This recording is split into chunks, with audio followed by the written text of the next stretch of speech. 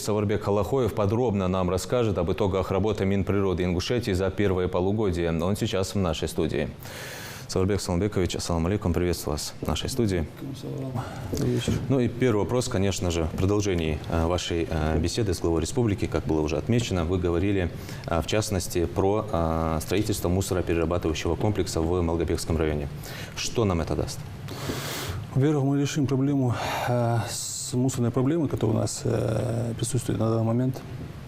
У нас есть мусорные свалки, у нас есть переполненный полигон Нестеровской, поэтому нам нужно с этим что-то делать. Есть мусорная свалка в Малгобеке, которая постоянно тлеет и мешает жителям нашего региона, точнее города Малгобек, жить спокойно и создает определенные неудобства, в первую очередь. Самое главное, это будет полноценный мусороперерабатывающий комплекс. То есть это в любом случае рабочие места, это, по крайней мере, порядок в нашем регионе. То есть очень важная часть. Ну, крайне необходим нам этот завод. Вот вы на встрече с главой отметили, что срок 25 лет. Это много или мало? Ну, нам бы хотелось, конечно, построить что-то конкретное и чтобы оно было вечно, но так, к сожалению, не бывает, поэтому 25 лет вот так вот она будет держаться. То есть мы уже за это время, наверное, что-то еще придумаем, какие-то технологии появятся, но пока на данный момент этот полигон будет нам служить, если мы его построим, или мы его построим, 25 лет, я думаю, это хороший срок. Ну, для нашего региона это, наверное, достижение, да? Ну, скажем так, да. Ну и давайте затронем тему несанкционированных свалок в нашей республике. К сожалению, они у нас есть. И вообще сколько их на сегодняшний день и какая работа ведется по их ликвидации? На данный момент у нас в регионе 16 несанкционированных крупных свалок. 3 свалки уже рекультивированы. Это Малгобек, Нестеровская и Назрань. На данный момент мы работаем над тем, чтобы рекультивировать 2 свалки. Это свалка в городе Карабулак и Назрань. Их мы планируем переработать и навести порядок 24-25 год, в течение 24-25 года. А каких результатов достигло ваше министерство в рамках реализации национального проекта, одноименного проекта «Экология»? В рамках национального проекта «Экология» в 2023 году реализуются 2 региональных проекта. Это сохранение лесов и сохранение уникальных водных объектов. В рамках первого объекта сохранения лесов проведены работы по лесовосстановлению на площади 140 га, 5 из которых является искусственным лесовосстановлением.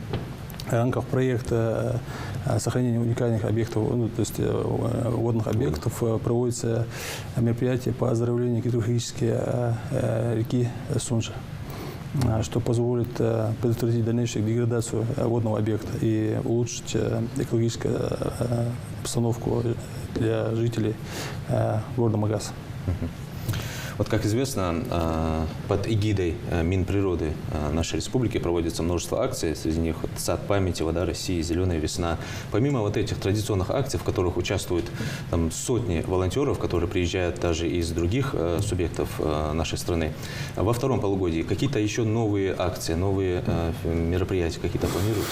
Конечно, мы уже готовимся к дню, к дню реки Сунжа. Будет мероприятие. Но это традиционно. Да, это обязательно, как без этого у нас так важное для нас мероприятие. И, то есть это очистка берегов рек? В том числе, да. То есть это будет мероприятие, то есть и очистка рек, и субботники, то есть и студенты, и волонтеры, то есть и очень много организаций соберутся и будут вместе, то есть отмечать этот праздник с пользой для нас, для нашего региона. И также День лесника, то есть и много мероприятий на самом деле очень. Все не скажешь. Да. Желаю вам удачи. И еще один вопрос к вам. Вот сейчас у нас установилась такая аномальная жара в нашей республике. И пожароопасный сезон объявила МЧС. В рамках этого какая работа у вас проводится в плане сохранения лесов? У нас есть лесопожарные центры в Назранском, Сунжском, Малгобекском районе. То есть они проводят свои плановые работы. Пока у нас проблем с этим не было, и благодаря нашим работе, усилиям наших сотрудников проводятся работы по недопущению лесных пожаров. Поэтому проблем пока нету, по-моему, все будет. все пройдет, все обойдет нас. Да, будем надеяться. Мы замечаем, что регулярно ваше министерство получает новую технику. Вам хватает сейчас техники? Как раз сегодня мы получили 6 автомобилей Нива. Это для патрулирования лесов, для работы. Поэтому как раз сегодня мы получили. Поэтому получаем, но мы хотели бы еще больше, конечно. А раньше дефицит испытывали, да? Нет, почему? Дефицита не было. С техникой у нас проблем нету и никогда не было, в принципе.